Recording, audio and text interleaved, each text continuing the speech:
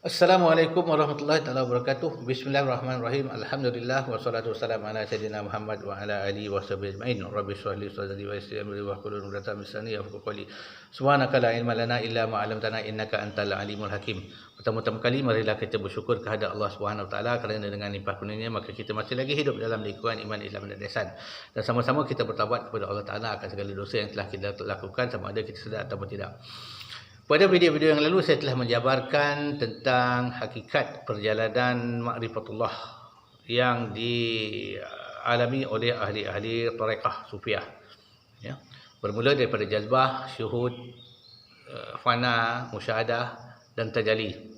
Dan pada kali ini saya ingin menyambung lagi secara ringkas, secara mudah faham tentang apa yang dimaksudkan dengan baqa billah. Baqa artinya kekal. Ya, baqabillah artinya kekal dengan Allah. Maksudnya seseorang itu kekal ingatannya kepada Allah, kekal jiwanya berhadap kepada Allah, ya, dalam kehidupannya. Ya, artinya ia melakukan dua perkara. Dua perkara berlaku kepada dirinya, iaitu dia beraktiviti dalam kehidupan zahiriah, tetapi batinnya tetap kekal bersama Allah, tetap berhadap dengan Allah, tetap berserah kepada Allah. Ini yang dimaksudkan dengan baqa billah. Untuk memahamkan baqa billah ini kita ambil contoh yang mudah, ya. Tetapi bukan hakikat, ya. Itu contoh kita mudah faham. Seseorang yang mengalami sakit gigi geraham, ya. Sakit yang amat sangat berdenyut-denyut. Apa yang dia lakukan di atas dunia seperti bekerja, bercakap, tetap kesakitan giginya itu tidak hilang. Kekal giginya sakit. Melainkan dicabut. Ya. Apa saja yang dia buat, sakit giginya tetap tidak hilang. Ya. Jadi artinya dia duduk di dalam dua keadaan. Dalam keadaan beraktiviti dalam kehidupan dan dalam keadaan sakit gigi. Demikianlah maksudnya ataupun kefahaman yang kita boleh ambil sebagai contoh untuk kita memahami akan maksud baqa billah. Seseorang yang telah menjalani jalan tarekah, yang telah suci hatinya daripada segala sifat mazmumah, ya, ia akan berhadap kepada Allah. Ia akan syuhud kepada Allah. Ya. Tidak hilang. Ya, tidak hilang ingatannya kepada Allah. Tetap ia berserah kepada Allah, tetap ia berhadap kepada Allah. Ya. Segala kehidupannya tetap mengikut syariat Allah. Ini yang dimaksudkan dengan maqam baqa billah. Ya. Maqam baqa billah yang tertinggi ialah Nabi Muhammad sallallahu alaihi wasallam. Baginda tidak lepas ingat kepada Allah, tidak lepas berhadap kepada Allah walau satu detik sekalipun. Ya. Kerana baginda adalah maksum. Tetapi dalam keadaan begitu baginda tetap berjihad, tetap berkeluarga, tetap menyebarkan Islam. Bahkan berperang, ya, berperang sekalipun, ya. Di dalam aktiviti yang banyak itu bagi dia tidak lepas daripada Allah, ya, tidak lepas, tetap berhadap kepada Allah, tetap berserah kepada Allah, ya, tetap bersama Allah. Ini yang dimaksudkan dengan maqam baqa billah. Ya. Apakah wali-wali Allah mencapai maqam baqa billah? Ya, wali Allah mencapai maqam baqa billah, tetapi ia lebih rendah tarafnya daripada Nabi. Ya, mustahil ia mencapai maqam baqa billah Nabi. Ya, kerana selain daripada Nabi tidak maksum.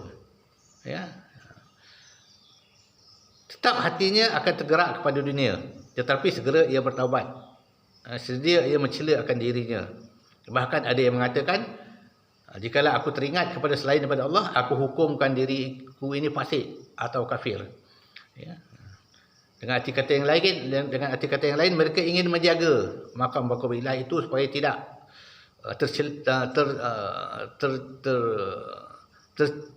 terseleweng ataupun lari daripada hakikat maqam baqa billah, hakikat bersama Allah.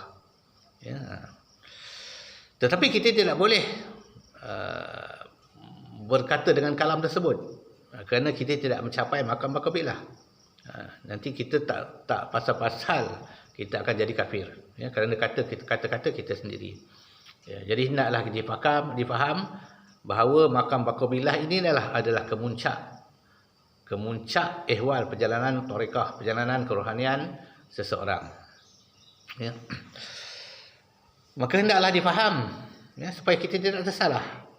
Ya, tidak tersalah.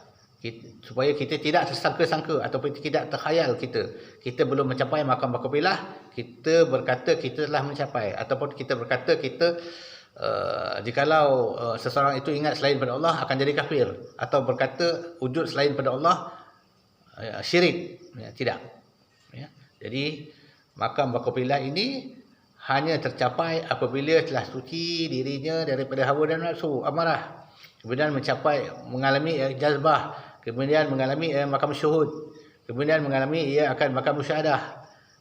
Dan biasanya apabila seseorang itu telah mencapai maqam musyahadah, ia akan mencapai maqam baqabilah. Ya.